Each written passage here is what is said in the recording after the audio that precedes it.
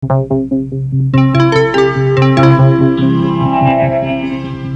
Aloud.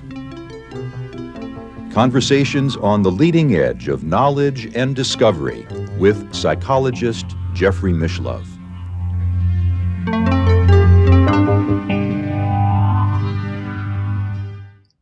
Hello and welcome. I'm Jeffrey Mishlove. Today we'll be exploring the life and work of two of the great science fiction writers of all time, H.G. Wells and Olaf Stapleton. With me is Professor Thomas Lombardo, an expert in science fiction and an author of the forthcoming 4-volume series called Science Fiction, the Evolutionary Mythology of the Future. His other titles include Future Consciousness, The Path to a Purposeful Evolution, also The Evolution of Future Consciousness, and Wisdom, Consciousness, and the Future, and also Mind Flight, a journey into the future. Welcome, Tom. Thank you, Jeff, and nice to see you, and nice to be here. It's a pleasure to be with you once again and to be exploring the fascinating worlds of H.G. Wells and Olaf Stapleton, two of the real greats in the field of science fiction. Yes, definitely two of the greats. H.G. Wells in particular is up there practically with Jules Verne as the inventor of science fiction. H.G. Wells is actually referred to as the father of modern science fiction.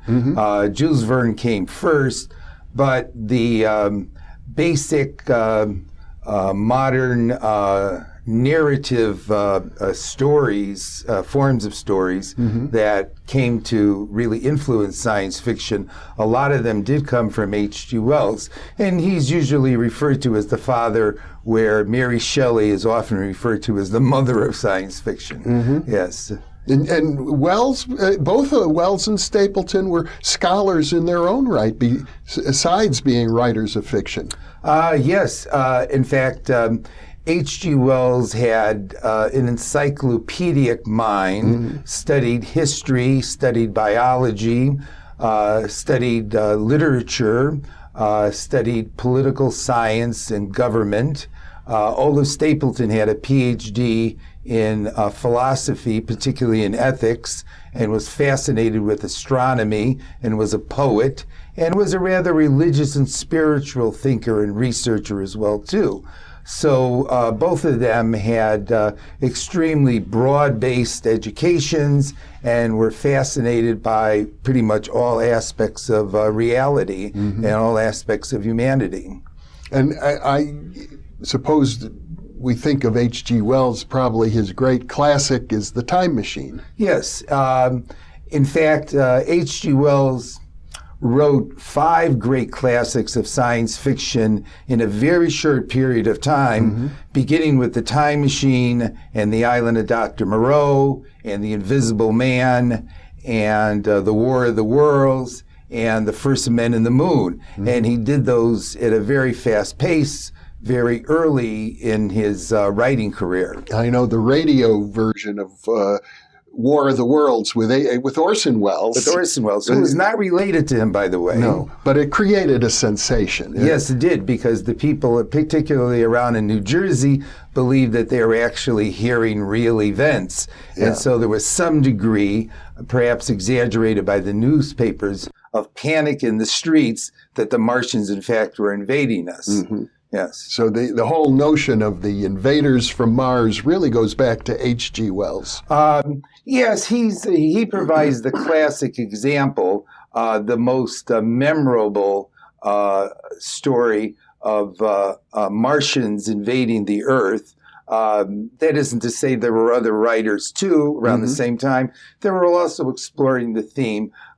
Toward the end of the 19th century, people were very fascinated with Mars because people believed that there were canals on Mars that could be observed through telescopes. Turned out that there weren't canals on Mars, but there was this fascination, and there was this fascination that perhaps there was some ancient civilization on Mars, and this ancient civilization would have been more advanced than us.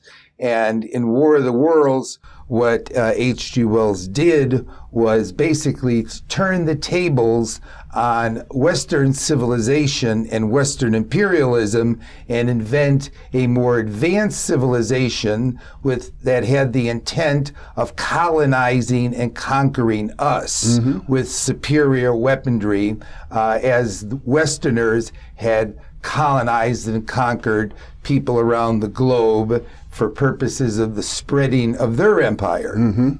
Well, it's really an object lesson in a way. Why should we expect aliens to treat us any differently than we've treated areas that we've colonized? Yes. And in fact, the Martians were very ruthless, and it was only through sheer fortune that humanity was saved, because at the end the Martians all developed some disease due to bacteria on the Earth. And War of the Worlds was probably one of the earliest science fiction movies that I saw, and then later on I read the novel, and it did have a big impression upon me. And it was a very effective disaster story. A novel that people may not as be familiar with, that actually I think was more effective in conveying worldwide disaster, Wells wrote later on, called The War in the Air. And that involved humans destroying each other, and destroying each other with aerial weaponry. And at the same time, that novel having a comedic element to it. He put comedy into the whole mayhem of the thing. What people may not know about Wells was he repeatedly, through a number of his novels, put a comedy spin. The Invisible Man is a very funny novel, and The Food of the Gods is a very funny novel, and War in the Air is too. Wells envisioned himself as both a writer and a social and philosophical advocate who wanted to have an impact on the future direction of humanity. So Wells actually wrote more nonfiction than fiction, and his best-selling book by far was An Outline of History. Right, which I have and have read. Yes. It's a wonderful outline of world history. Yes. But he also, I think, saw himself as a social critic, and he was quite critical of, as I recall, of democracy itself. Yes. In fact, Wells, his political views developed toward socialism and developed toward envisioning a future utopia that would be ruled by a educated elite, an idea that he actually derived from Plato and Plato's Republic, which he had read when he was young. And so when he wrote his various utopias, which he wrote more later than earlier, his earlier stuff being darker, his utopias usually consisted of scientists and intelligent administrators in some way organizing humanity together into a world state, which is what he thought we needed due to competitive and military nationalism. And world peace could be achieved by having some kind of world state that was governed by some group of individuals who had been selected and educated to govern the world. A meritocracy. A meritocracy, exactly. And that's what happens in his very well-known novel written more toward the end of his career, The Shape of Things to Come. In fact, The Shape of Things to Come is a good example of Wells being both a futurist and historian, where the first half of the novel traces out the development of contemporary society and its historical origins. And then the second half of the novel is a futuristic science fiction novel, which involves the development of a future utopia that would have that kind of world state, top-down organization to it. Wells did believe in the individualistic spirit to be able to express one's views and to critically evaluate contemporary culture. So in other words, he saw that this meritocracy or kingship of the elite was not to interfere with free speech and freedom of thought. No, but it was to bring some kind of unified order to human reality, where human reality in his mind had been competitive and pluralistic, although in his outline of history, he presents the hypothesis there that humanity was moving and has been moving in the direction of unification and globalization throughout all of human history. Well, his famous novel, The Time Machine, projects forward into the future 800,000 years. Yes. It's a long time by human standards. Right. And that was his first famous science fiction novel. You were going to say some more about that? Well, it's sort of a dystopian future at that point. And as I understand it, in a way, he's really making a social comment on the industrialization of English society at the time he wrote in the early 20th century. Yes. The Time Machine, actually evolved over a 7-year period. What he finally ended up with was a projection into the future of the contemporary growing division between the working class and the social and rich elite, who the working class provided all of the niceties of civilization for. And the Time Machine provides a projection into the future where that division backfires on the ruling rich elite, who evolve into the fragile, surface-dwelling Eloys, who are provided for by the subterranean Morlocks, who are the mechanical inclined humans, but the Morlocks feed on the Eloys, literally.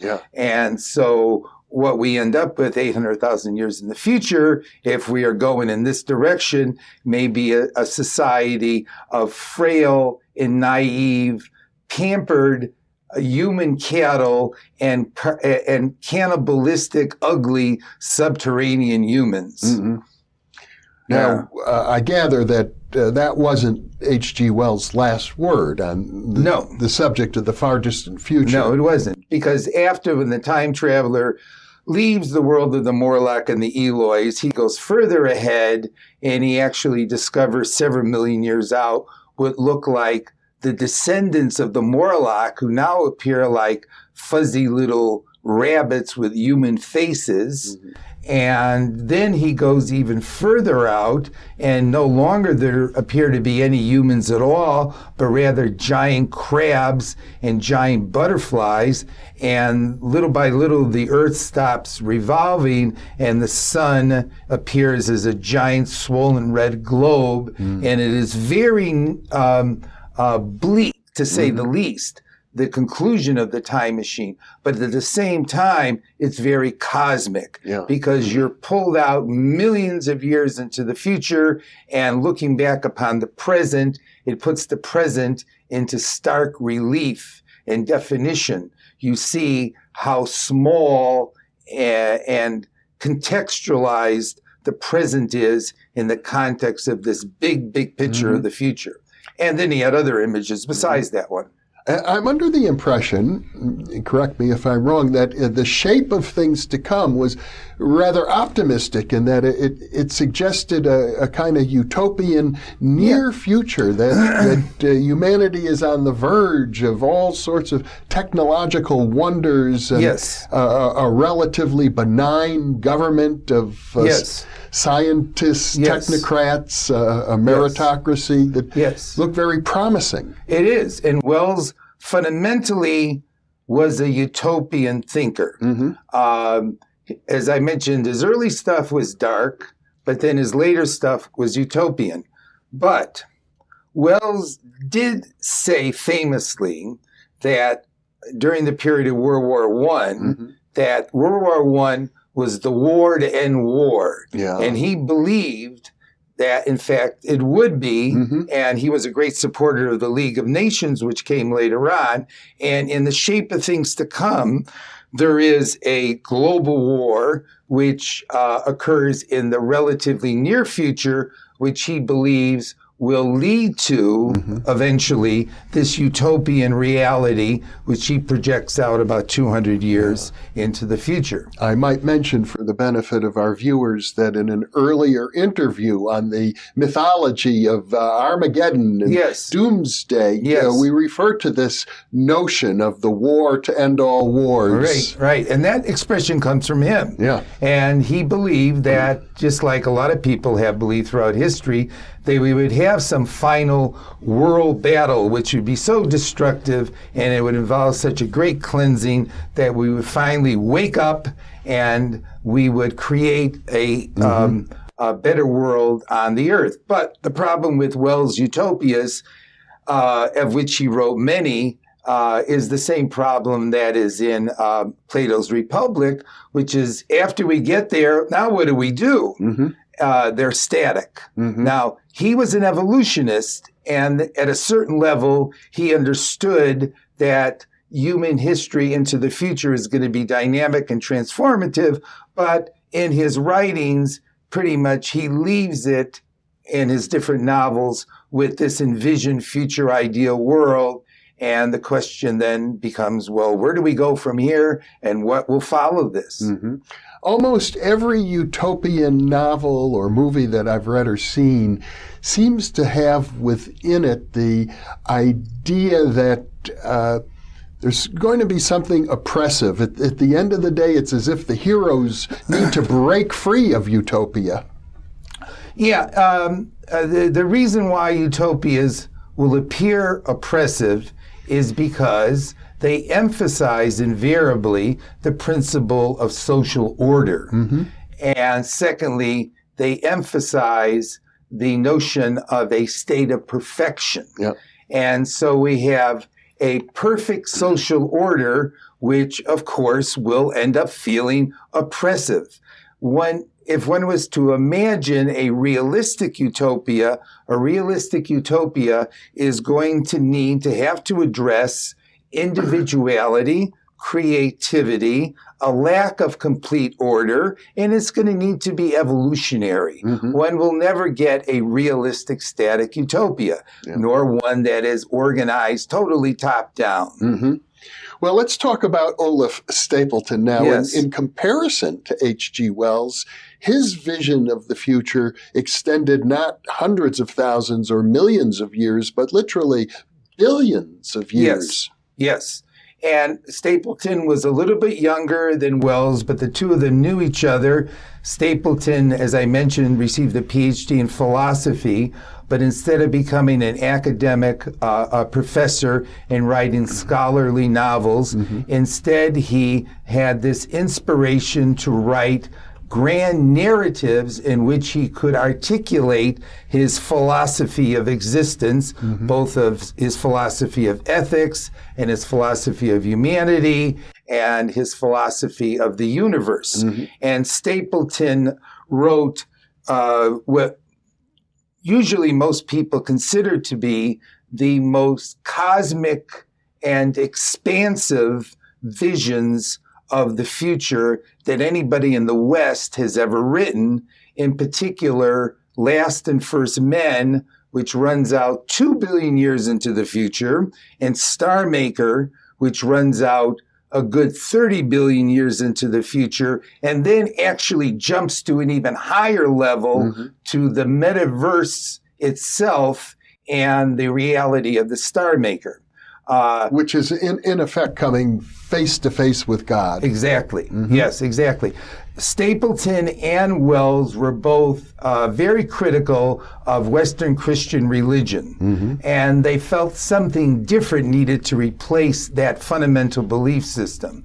And what Stapleton did, more so than Wells, was he took the principle of evolution very seriously, and he applied it to science fiction and to cosmology.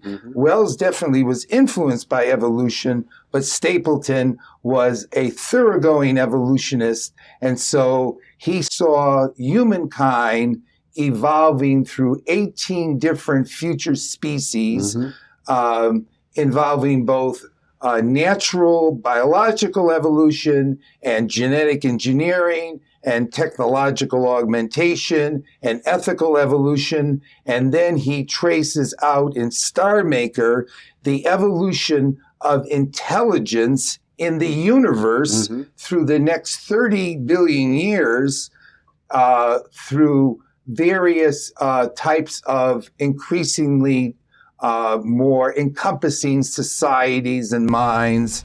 And then he comes face to face with Star Maker, the cosmic mind of the universe 30 billion years ahead in time, is able to make contact with Star Maker. And Star Maker, in fact, is an evolutionary being too. And we're one of many universes that the Star Maker has created on a giant cosmic evolutionary wheel. So Stapleton is a thoroughgoing evolutionist, and he applies it across humanity, across the cosmos, and then he applies it even to the source and origin of the cosmos and Star Maker. So it's as if, perhaps in contrast to H.G. Wells, Stapleton is something of a religious prophet. Oh, well, Stapleton definitely could look more spiritual or religious than Wells. But a couple of things to keep in mind is that Stapleton clearly seems to have a naturalistic perspective. So the Star Maker, in one sense, is not a supernatural being. Rather, the Star Maker is just at a higher level of reality than the universes that the Star Maker creates. And also Stapleton, and in this sense, he is religious. Stapleton is clearly the more cosmic thinker. So it's looking at humanity within the context of the cosmos. And that, in fact, is a fundamental a theme in religion, too. Sure. And now, with regard to Stapleton, you've mentioned two important books, The Star Maker and The First and Last... Last and First Men. The Last and First Men. Yes. So, and The Last and First Men precedes The Star Maker. Right, exactly. The first one was written in 31, second one was written in 37. And I gather there's a kind of a sequence in a way that you go through the process of 18 different species that are our descendants. Yes. And each of these species develops new capacities, faces new challenges. Yes. And I also gather that each time a new species comes into being, it has solved some problems, but is surprised by other problems. Yeah. In fact, it is one problem after another.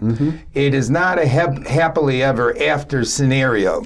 And so for various reasons, we are forced to migrate from the Earth. We almost go extinct a few times. We have to redesign our bodies. We try being big brains, but that doesn't work because we lose touch with our physicality. We have great wars.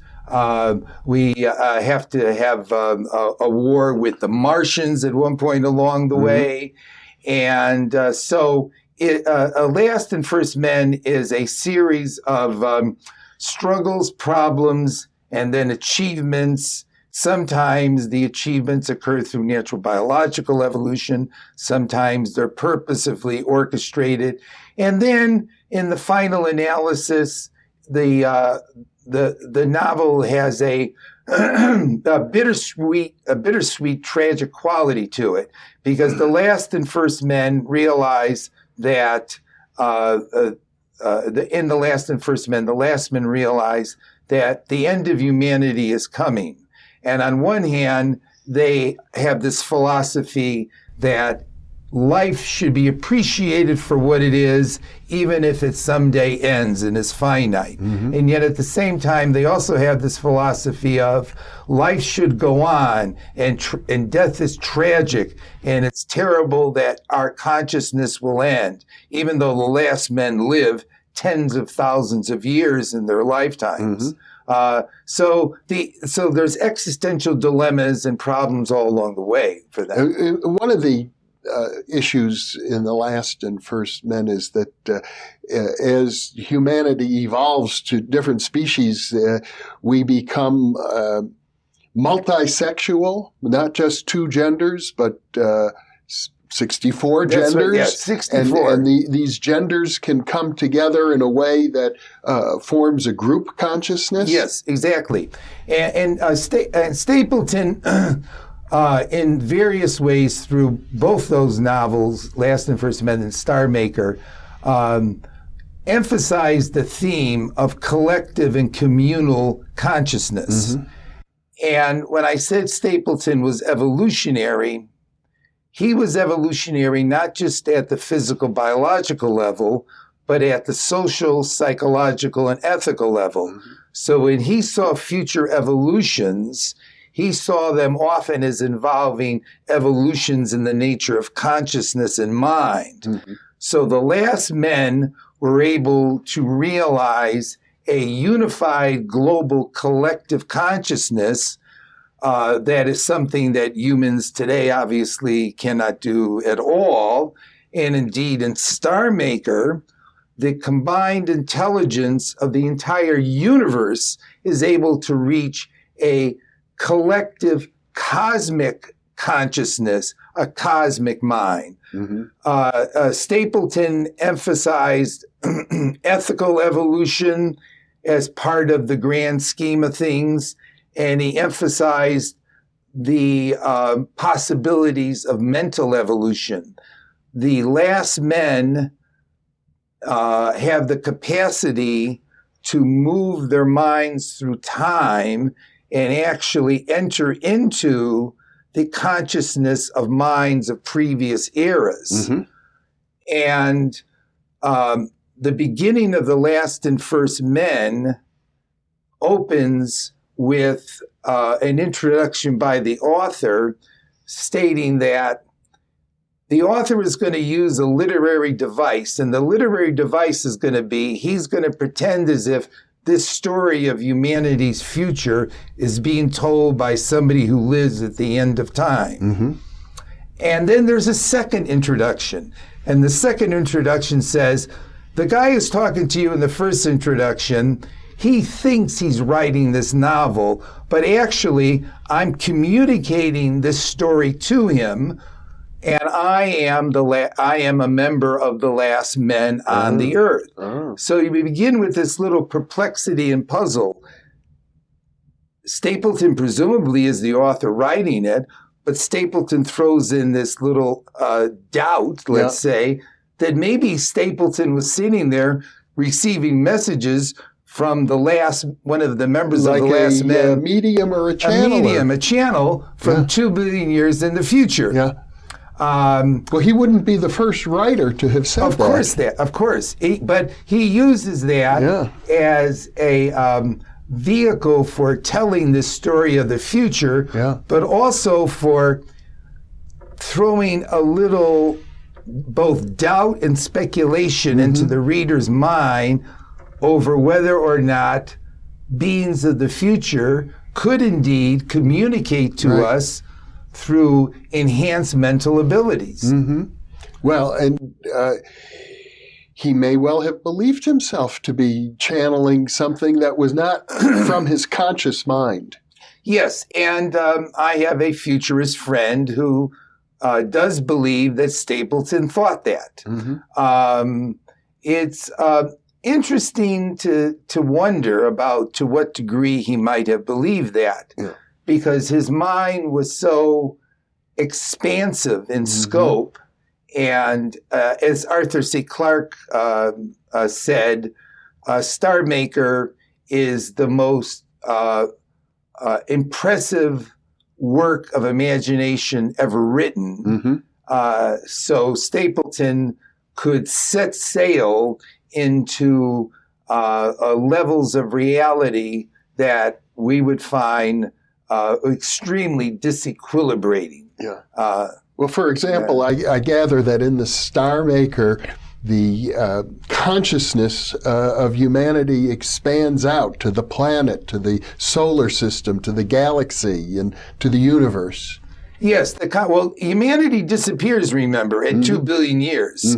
So the cosmic mind that expands out from galaxies and encompasses the entire universe only includes actually one human mind from the present. I would have to go into the details of how that plot is laid out. But the idea being then that all of the, call them alien species on trillions of planets and billions of galaxies and filling the universe are all beginning to be interconnected with each other. Interconnected with each other and mentally interconnected with each other because physically they are spread across the entire universe. But they mentally connect, consciously connect, and only in doing that do they realize sufficient power to, in fact, discover the Star Maker. The Star Maker being a transcendent being. A transcendent to this universe. The Star Maker stands above this universe and stands above the whole circle of universes, which is probably indeterminately large, that are his experiments or its experiments. We are an experiment. And the Star Maker is an evolutionary being that is experimenting with possible modes of existence. So there are universes that consist entirely of music in Star Maker. And universes that have more or less dimensions. And the Star Maker is evolving in his process of creating universes to try to realize, which he eventually does, the perfect or absolute universe of which we are not.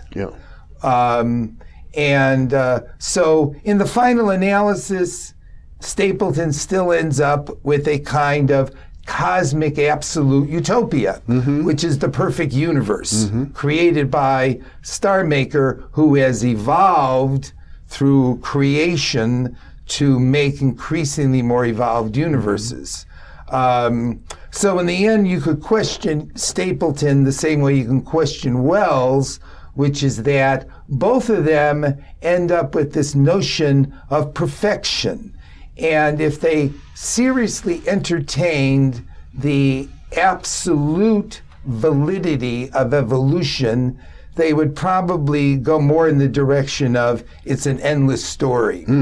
An endless story full of conflict. Full of conflict, yes, full of conflict, yes. Well, these are two great pioneers in science fiction, and my sense is that in the writing that they did, even though many, many decades ago for both of them, they are suggesting possible futures to us, and those possible futures beckon us in some ways. Oh yes, and they still stand there too. Star Maker contains more ideas that other science fiction writers have taken up than probably any other single science fiction novel. And there's ideals presented, and there's values presented, and there's this whole notion of why it's important to look out in time in order to think about who we are and where we're heading. So they've both been very influential. H.G. Wells is the more popularly famous of the two, but Stapleton had the more prodigious imagination. And that's not to say that Wells was a dummy, because he was an incredibly impressive figure who wrote an immense amount of stuff about just everything under the sun. Well, two very important writers. Yes. Professor Thomas Lombardo, thank you once again for sharing your vast knowledge with me and with our audience. And thank you, Jeff. It was a pleasure. And thank you for being with us.